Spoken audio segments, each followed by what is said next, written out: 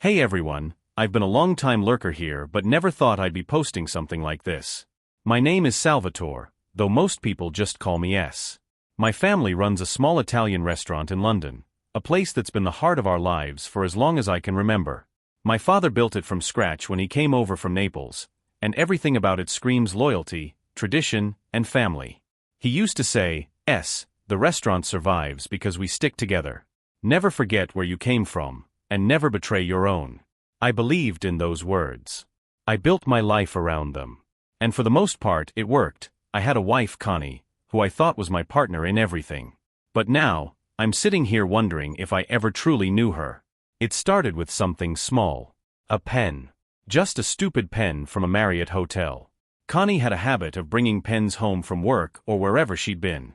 But this one caught my attention because we hadn't stayed at a Marriott in years. It was black with gold trim and looked expensive. Not the kind of thing someone forgets in their bag. I asked her about it casually, like it didn't mean anything. "Oh, that? I borrowed it from a coworker," she said, shrugging like it was nothing. But something about the way she said it, too quick, too dismissive, made my stomach churn. Maybe I'm paranoid, I thought. Maybe I'm overreacting. But for the next few days, the thought kept nagging at me. I started noticing little things I hadn't before, how she always kept her phone face down, how she started working late more often, and how distant she'd become during dinner, like her mind was somewhere else entirely. I brushed it off at first. I mean, we've all got stress, right? Work, life, whatever. But then one evening, as I was closing up the restaurant, my cousin Carlo came in. Carlos. Well, let's just say he's the guy you call when you need something handled. Everyone knows he's got connections. Nothing too serious, but enough to make people think twice. He's the kind of guy who knows things without being told. He lit a cigarette and said, "S, you okay? You've got that look on your face." "What look?" I asked, trying to play it cool. "The one that says something's eating at you." I told him about the pen, about Connie's late nights, about the feeling in my gut I couldn't shake. Carlo leaned back in his chair, puffing out a cloud of smoke. "You want me to look into it?" I hesitated.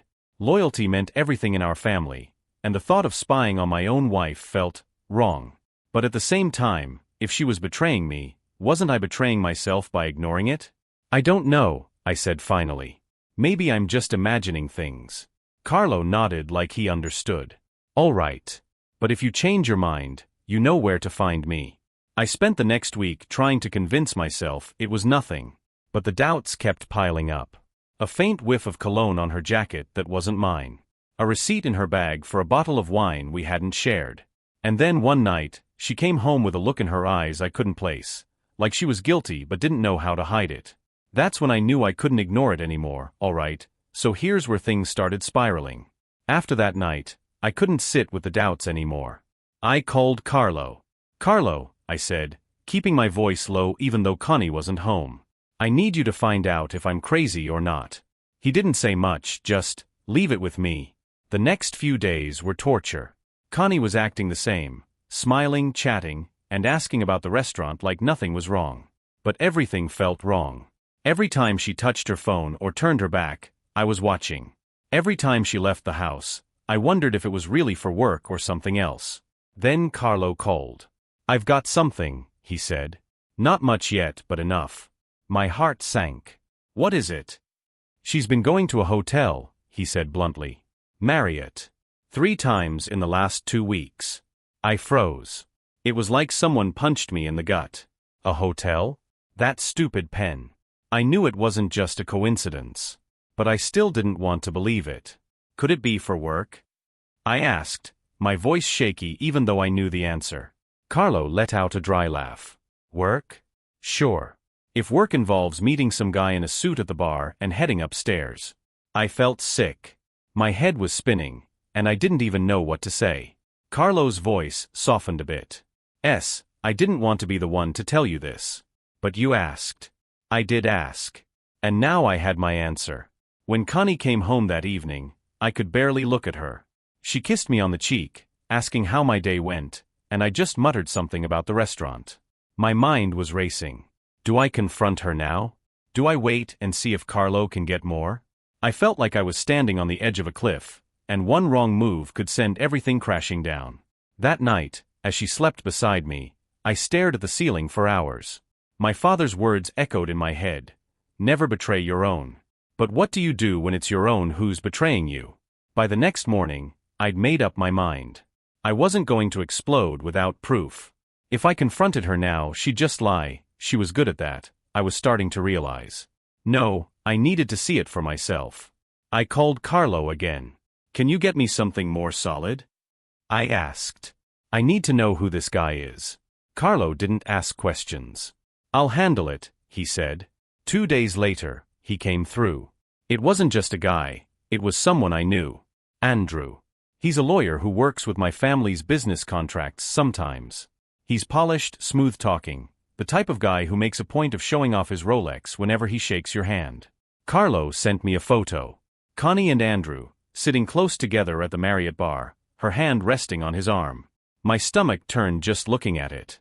I thought that was the worst of it. But Carlo wasn't done. There's more, he said.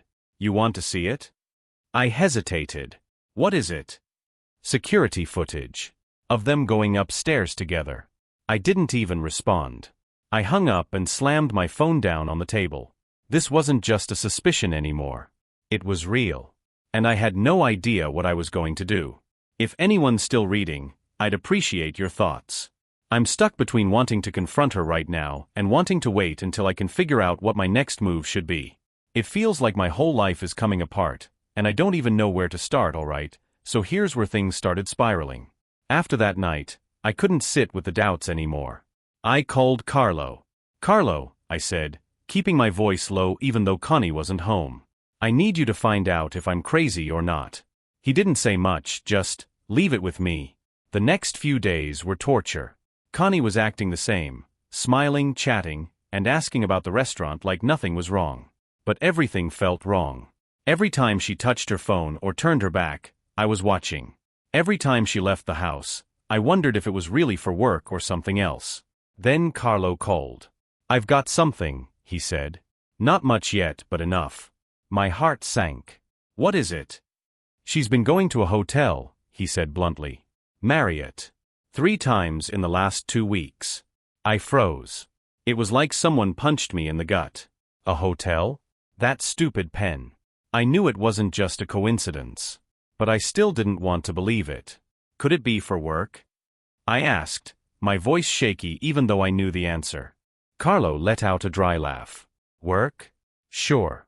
If work involves meeting some guy in a suit at the bar and heading upstairs. I felt sick. My head was spinning, and I didn't even know what to say. Carlo's voice softened a bit. I didn't want to be the one to tell you this. But you asked. I did ask. And now I had my answer. When Connie came home that evening, I could barely look at her. She kissed me on the cheek, asking how my day went, and I just muttered something about the restaurant. My mind was racing. Do I confront her now? Do I wait and see if Carlo can get more? I felt like I was standing on the edge of a cliff, and one wrong move could send everything crashing down. That night, as she slept beside me, I stared at the ceiling for hours. My father's words echoed in my head. Never betray your own. But what do you do when it's your own who's betraying you? By the next morning, I'd made up my mind. I wasn't going to explode without proof. If I confronted her now, she'd just lie. She was good at that, I was starting to realize. No, I needed to see it for myself. I called Carlo again. Can you get me something more solid? I asked. I need to know who this guy is. Carlo didn't ask questions. I'll handle it, he said. 2 days later, he came through. It wasn't just a guy, it was someone I knew. Andrew. He's a lawyer who works with my family's business contracts sometimes. He's polished, smooth-talking, the type of guy who makes a point of showing off his Rolex whenever he shakes your hand. Carlo sent me a photo. Connie and Andrew, sitting close together at the Marriott bar, her hand resting on his arm. My stomach turned just looking at it. I thought that was the worst of it. But Carlo wasn't done. There's more, he said. You want to see it? I hesitated. What is it? Security footage. Of them going upstairs together. I didn't even respond. I hung up and slammed my phone down on the table. This wasn't just a suspicion anymore. It was real. And I had no idea what I was going to do. If anyone's still reading, I'd appreciate your thoughts.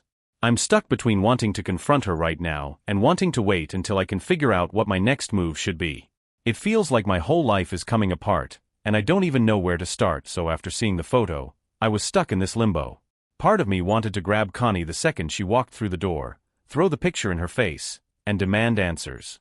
The other part of me felt like I was drowning, paralyzed by the weight of what it all meant. Andrew wasn't some stranger. He's been in my house, had dinner with my family, laughed at my father's jokes. I couldn't believe it. I didn't tell Carlo what I planned to do next because, truthfully, I didn't know myself.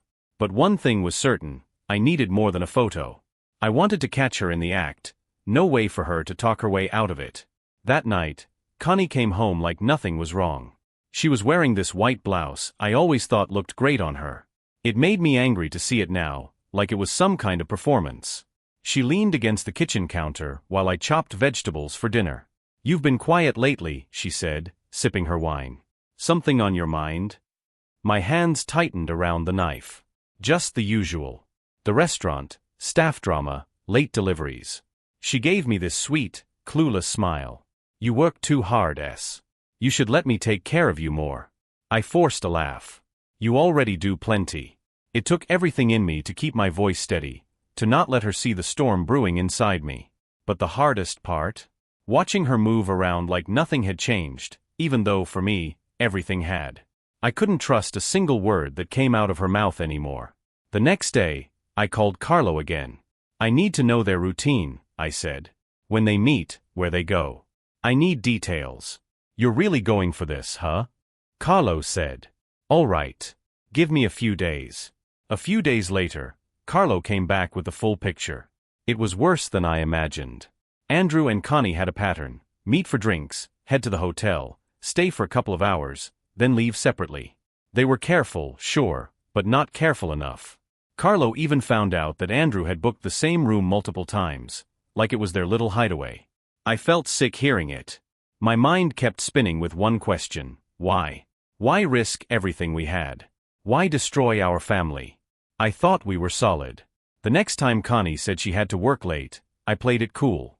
"Don't overdo it," I said, giving her a peck on the cheek. "We can watch that movie you like tomorrow."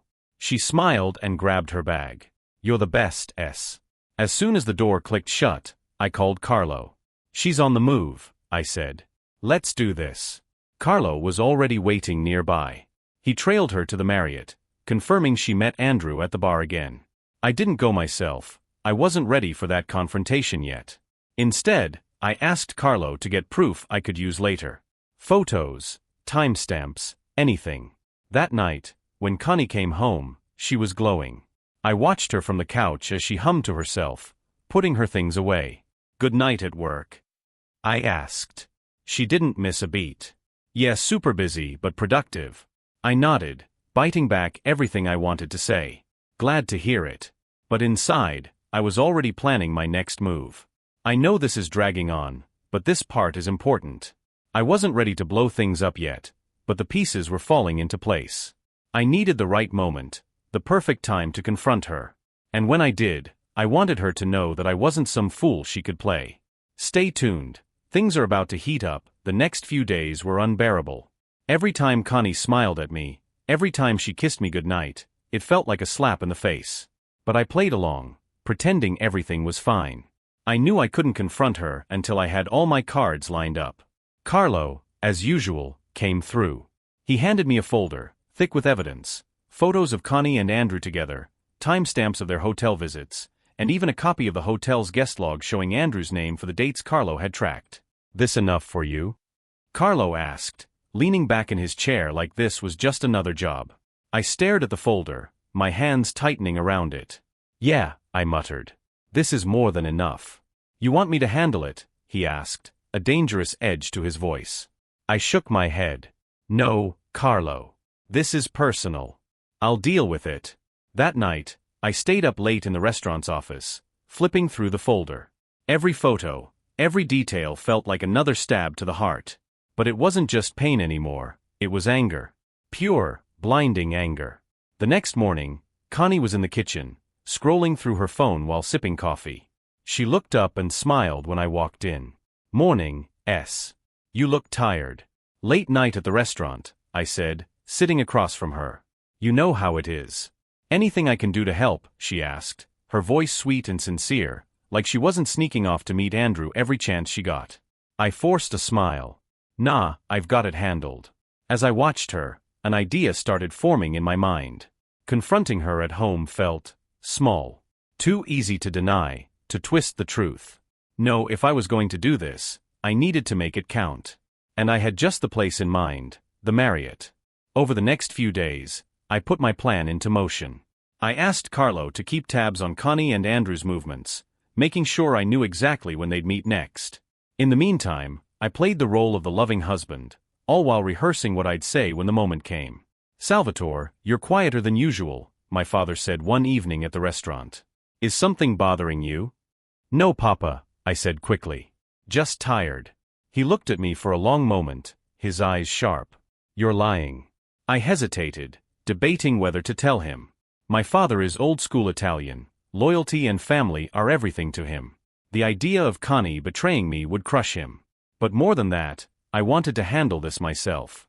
It's nothing, Papa, I said, trying to smile. I'll be fine. He didn't look convinced, but he let it go. For now. A few nights later, Carlo called. It's happening tomorrow, he said. Same time, same place. I nodded, even though he couldn't see me. Thanks, Carlo. I didn't sleep much that night. My mind was racing, thinking about everything that could go wrong. But one thing was clear, this was it. The moment I'd been waiting for. The next evening, Connie told me she had to work late again. Big project, she said, kissing me on the cheek. Don't wait up. Take your time, I said, watching her walk out the door. As soon as she left, I grabbed my jacket and headed to the car. My heart was pounding the entire drive to the Marriott. By the time I pulled into the parking lot, I was sweating. Carlo was already there, waiting in his car. They're inside, he said when I walked up. Room 317. I nodded, my jaw clenched. Thanks, Carlo. Good luck, he said, giving me a pat on the shoulder. Taking a deep breath, I headed into the hotel. The neon lights of the lobby blurred as I made my way to the elevator, my fists clenched at my sides. Every step felt heavier than the last. But I kept moving, driven by the need to finally face the truth. When the elevator doors opened on the third floor, I stepped out and walked toward room 317. My hand hovered over the door for a moment before I knocked. This was it. Whatever happened next, there was no turning back. I knocked 3 times. Each one felt like a hammer to my chest. For a second, I thought about walking away, pretending I didn't know. But then the door opened, and there she was. Connie.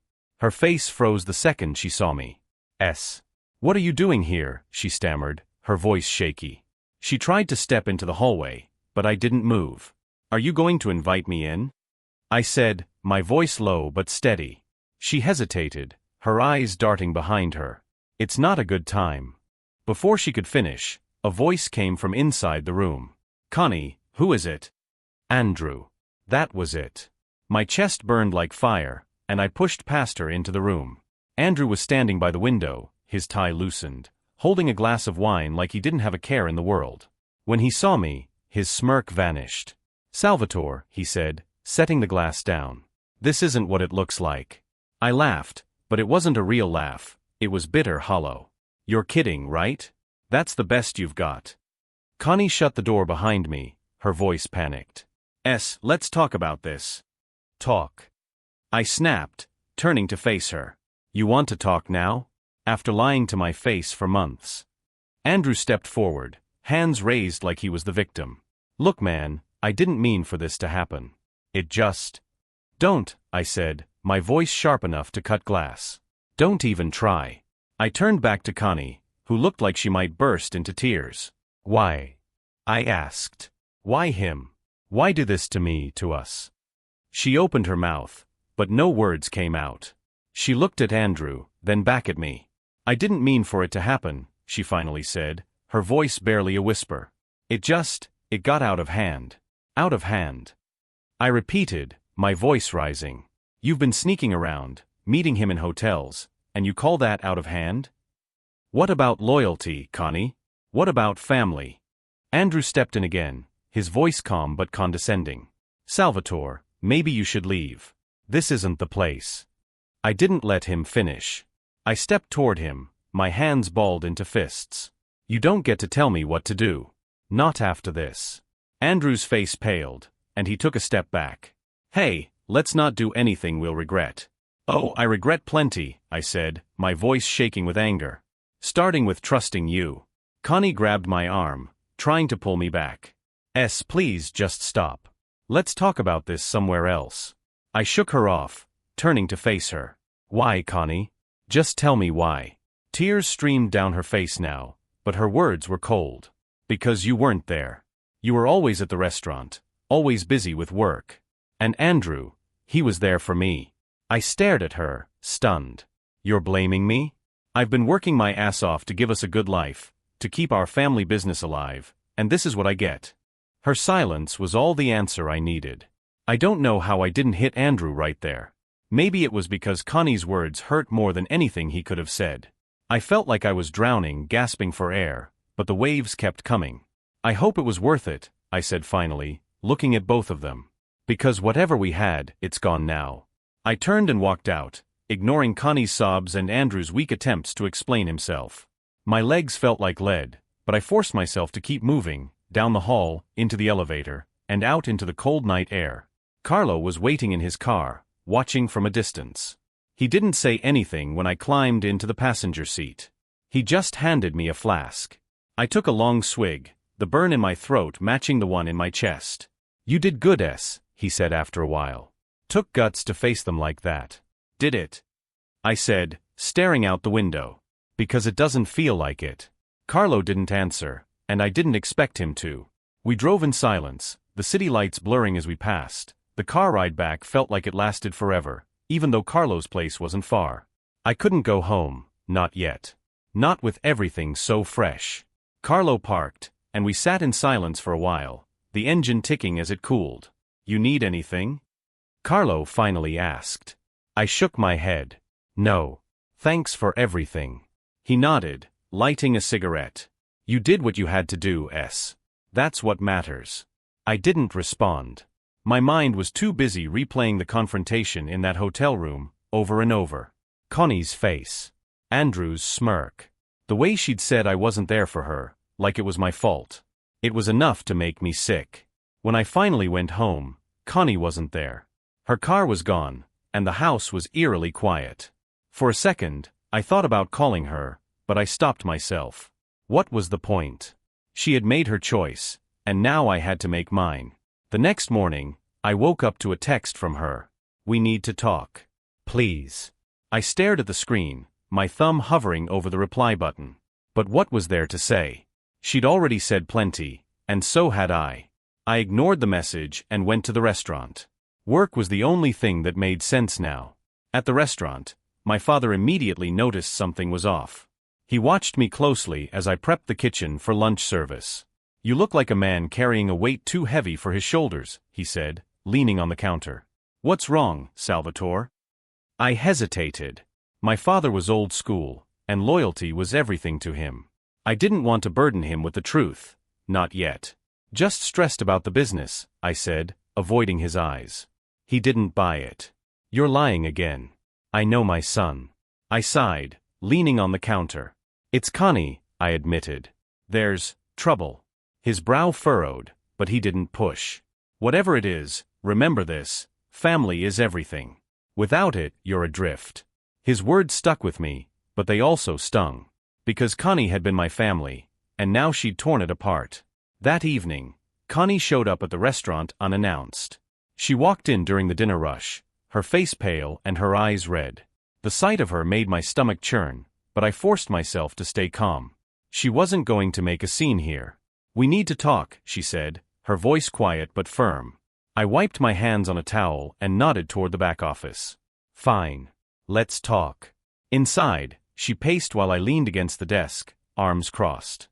"Say what you need to say, Connie." She stopped, tears already forming in her eyes. I'm so sorry. I messed up. I wasn't thinking, and I let things get out of control. But I love you. I swear I do." I laughed bitterly. "Love? You call sneaking around with Andrew love. I didn't mean for it to happen, she said, her voice cracking. It started off as nothing, just talking. I was lonely, and you were always busy with the restaurant. I didn't know how to tell you. You didn't know how to tell me, so you started sleeping with someone else? I snapped. That's the best excuse you've got. She flinched, her tears falling freely now. I'm not excusing it. I'm just trying to explain. I made a mistake, but I want to fix this. Please, don't throw everything away. I stared at her, my chest tight with anger and sadness. You already threw it away, Connie. You threw it away the first time you walked into that hotel with him. I told her to leave after that. She begged me to reconsider, but I couldn't stand to look at her anymore. When she finally walked out, I felt empty. Like the fight had drained something vital from me. Carlo called later that night to check in. You all right? He asked. No, I said honestly. But I will be. Good, he said. Because this isn't over yet. He was right. Connie wasn't going to give up easily, and Andrew? Well, let's just say I wasn't done with him either. Connie didn't stop texting. Every day there was another message. Can we talk? I'm sorry, please don't give up on us. I ignored them all. The house felt too big, too empty, so I started sleeping at the restaurant, using the small cot in the back office. Carlo checked in daily. You want me to talk to Andrew? He asked, his tone loaded with meaning. No, I said, though part of me wanted to say yes. This isn't about him anymore. Then came the twist. My father called me to the family dinner table one evening. Connie was there, sitting next to him, looking like a wreck. My stomach dropped. She told me everything, my father said. His face was stone. Salvatore, we are a family. We fix things. Not this, I said firmly, standing up. She made her choice. Connie started crying again, but I didn't stay to hear more. Walking out of that room felt like walking out of my old life. The fallout was no longer just between me and Connie. It was creeping into my family. And the worst part? I wasn't sure how to stop it. Stay tuned. It gets worse. After that dinner, the family started taking sides. My father made it clear he thought I should forgive Connie. Marriage isn't perfect, Salvatore, he told me. You don't throw it away over a mistake. A mistake. I shot back. She lied to me for months. That's not a mistake, it's a choice. My mother stayed quiet, but her eyes told me she agreed with me. Carlo, though? He was furious. She's got nerve showing up to dinner like that, he said when we met later that night. Your father doesn't get it. Loyalty runs deeper than a ring. I nodded, but said nothing. I was too tired to argue, even with people on my side. Connie didn't stop trying. She left letters at the restaurant, sent me voice messages, each one more desperate than the last.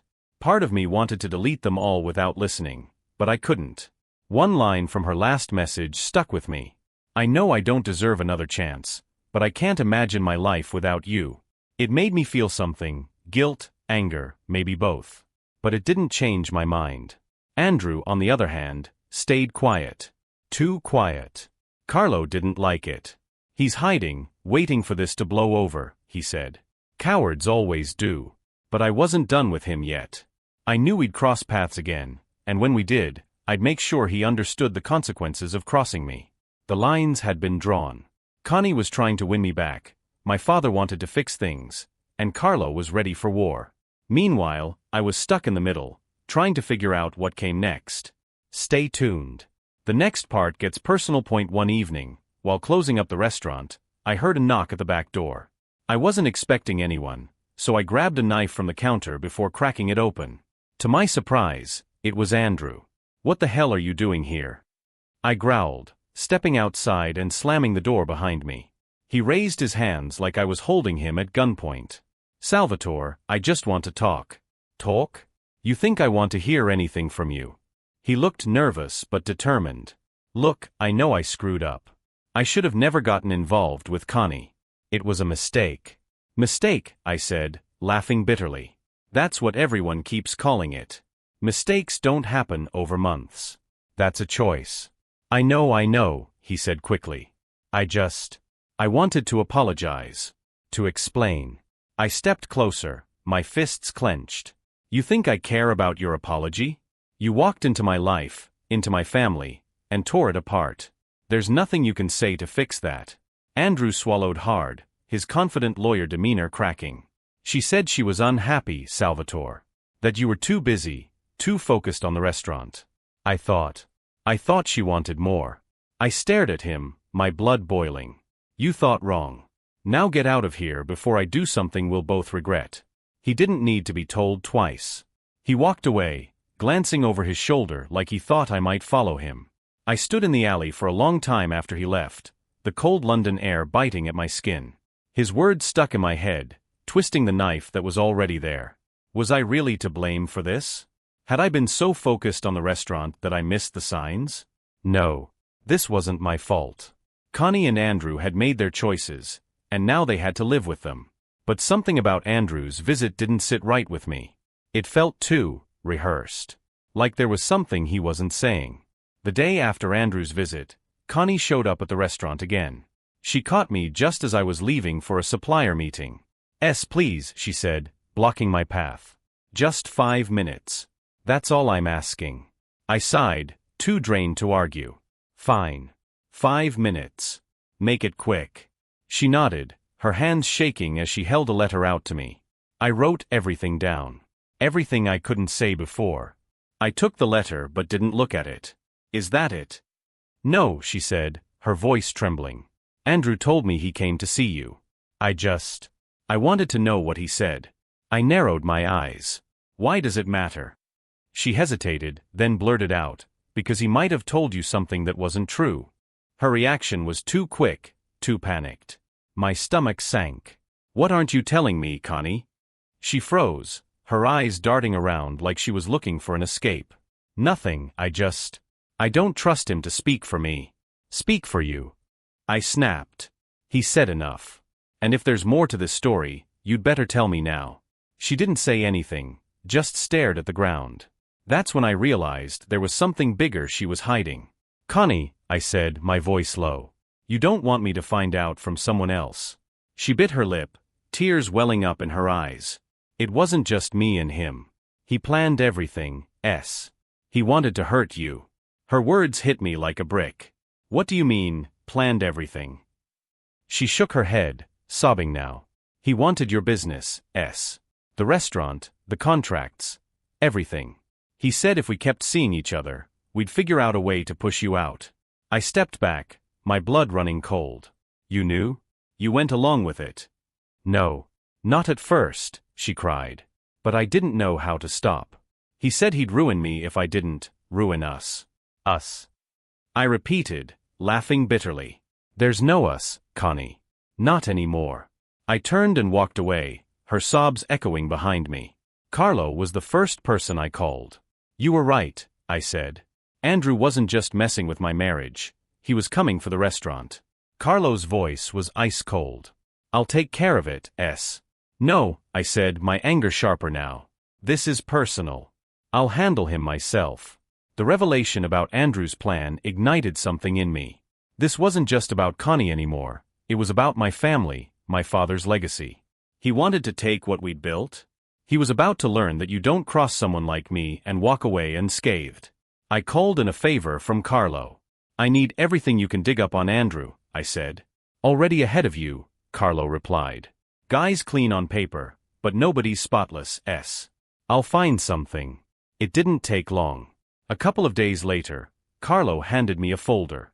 Inside were bank statements, emails, and a paper trail that tied Andrew to a shady real estate developer who'd been sniffing around our restaurant's property.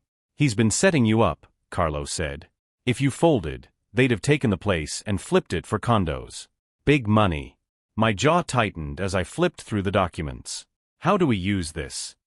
Simple, Carlo said with a smirk. We squeeze him. Hard. That night, I waited outside Andrew's office. When he finally walked out, I stepped in front of him, blocking his path. Salvatore, he said, forcing a smile. What are you doing here? I held up the folder. I know what you've been up to, Andrew. The restaurant, the contracts, all of it. His face turned pale. I don't know what you're talking about. Don't lie to me, I said, my voice low but menacing. I've got the proof right here. You've been playing games with the wrong guy. He tried to laugh it off. Come on, Sal. Be reasonable. It's just business. Business. I snapped, stepping closer. You call ruining my marriage and trying to steal my family's livelihood business? His confidence cracked. What do you want? I want you out, I said, shoving the folder against his chest. Out of my life, out of my business, out of this city. You so much as breathe in my direction again, and I'll make sure everyone knows exactly who you are and what you've done. You'll lose everything. He stared at me, his jaw tightening. You don't have the guts to follow through. I leaned in, my voice cold as ice. Try me. By the time I walked away, Andrew knew the game was over. But I wasn't done yet. The fallout with Connie still loomed over me, and there were loose ends I needed to tie up. After my confrontation with Andrew, I thought the dust might start to settle. But Connie wasn't done yet. A few days later, she showed up at the restaurant unannounced, again. We need to talk, she said, her voice trembling. I sighed, stepping into the office with her. What now, Connie? What more could you possibly have to say? I'm leaving London, she blurted out.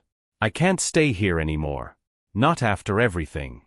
Her words caught me off guard. Leaving? Yes, she said, her eyes glassy. I've lost you. I've lost us. And every time I walk these streets, I see what I've destroyed. For a moment, I didn't know what to feel. Relief? Sadness? Anger? It all swirled together in a knot in my chest. This isn't about running away, I said, my voice firm. It's about owning what you did. I know, she whispered. That's why I came here, to say goodbye. And to apologize. I'll never forgive myself for what I did to you, S. You didn't deserve any of it. I looked at her, the woman I had once trusted more than anyone in the world. Part of me wanted to say something kind, to offer her a sliver of peace. But the other part of me remembered the lies, the betrayal, the pain. Goodbye, Connie, I said, my tone cold but final. She started crying as she left the office, but I didn't follow her. I stayed rooted in place, staring at the desk where so many of our plans for the future had been made. Plans that would never happen now. That night, Carlo called. You all right? She's leaving, I said simply. Good, he replied. Let her go, S. Some people don't deserve a second chance. I know, I said, though the weight in my chest didn't feel any lighter. A week after Connie left, I decided there was one more person I needed to face, my father. The weight of his disappointment hung over me, even though I knew I'd done the right thing. Loyalty and family were everything to him, but how could I honor those values when Connie had shattered them? I walked into the house late one evening. My father was sitting in his chair, reading the paper. When he saw me, he set it down and gestured for me to sit. Salvatore, he said, his tone steady. I hear she's gone. She is, I replied. He nodded slowly, his expression unreadable. And you feel that was the right choice?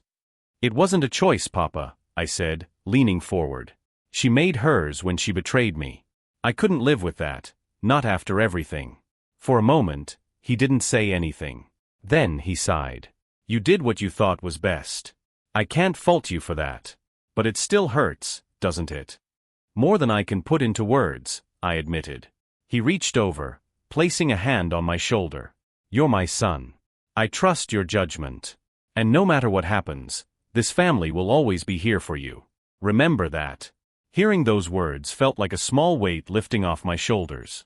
My father wasn't angry with me, he understood. Thanks, Papa, I said quietly. As I drove back to the restaurant, I felt a strange mix of emotions, relief, sadness, and a flicker of hope. The chapter with Connie and Andrew was closing, but my story wasn't over yet. With Connie and Andrew gone, life felt quieter, but not easier. The restaurant kept me busy, which was both a blessing and a curse. Every plate I served, every order I took, reminded me of the life I had before it all fell apart. One evening, Carlo stopped by. He slid into the booth across from me, a bottle of wine in hand. You look like hell, he said bluntly, pouring 2 glasses. Feel like it too, I admitted, taking a sip. You know, Carlo said, swirling his glass, this isn't the end. You're stronger than this. Doesn't feel like it, I muttered. He leaned forward, his tone serious. Listen, S. You've got the restaurant. You've got your family. And you've got time. Don't let them take more from you than they already have. His words stuck with me. I couldn't let this betrayal define me. I had to rebuild, not just the restaurant, but myself. Over the next few weeks, I started making changes. I renovated the dining room, refreshing the space that had grown stale. I hired new staff, people who brought fresh energy to the restaurant. And I reconnected with my family, spending more time with them outside of work. But the hardest part? Learning to trust again. One night, as I locked up the restaurant, my mother stopped by. She handed me a small package. "What's this?" I asked. "A reminder," she said with a soft smile. Inside was a photo of my father and me from years ago, standing outside the restaurant with the first open sign we'd ever hung. On the back she'd written, "The past doesn't define you. What you build next does." I stared at the picture for a long time, my heart heavy but hopeful. A month after Connie left, the dust had finally settled. The restaurant was thriving again, and for the first time in years, I felt a sense of clarity. But there was one last thing I needed to do to close this chapter for good. I stood outside the Marriott, staring up at its glowing sign. This was where it all began, the lies, the betrayal, the unraveling of everything I thought I knew. I walked in, heart steady, and headed for the front desk. "I'd like to book a room," I said. The receptionist smiled. "Of course. For how many nights?" "Just one," I replied. When I reached the room, 317, the same one they had used, I stepped inside and locked the door behind me. The air felt heavy, like it still carried the weight of what had happened. I sat on the edge of the bed and took a deep breath, letting the memories come. I thought about Connie and Andrew, about the lies and the betrayal. But I also thought about my father's words, Carlo's unwavering support, and the way my family had pulled me through when I felt like I had nothing left. This room wasn't just a symbol of what I'd lost, it was a reminder of what I'd gained. Strength. Resilience. A clearer sense of who I was and what I deserved. I stood up, looking around one last time, and walked out without a second glance. Back at the restaurant, I hung the photo my mother had given me on the wall in the dining room. It wasn't just a piece of my history, it was a promise to myself that no matter what life threw at me, I would endure. As I stepped back and looked at it, I realized something. This wasn't the end of my story. It was just the beginning of a new chapter. For the first time in a long time, I felt free. Thank you to everyone who's read this far. Writing this out has helped me process everything, and if my story can help even one person navigate their own pain, it's worth it. Life moves on, and so will I. Here's to rebuilding, and to brighter days ahead.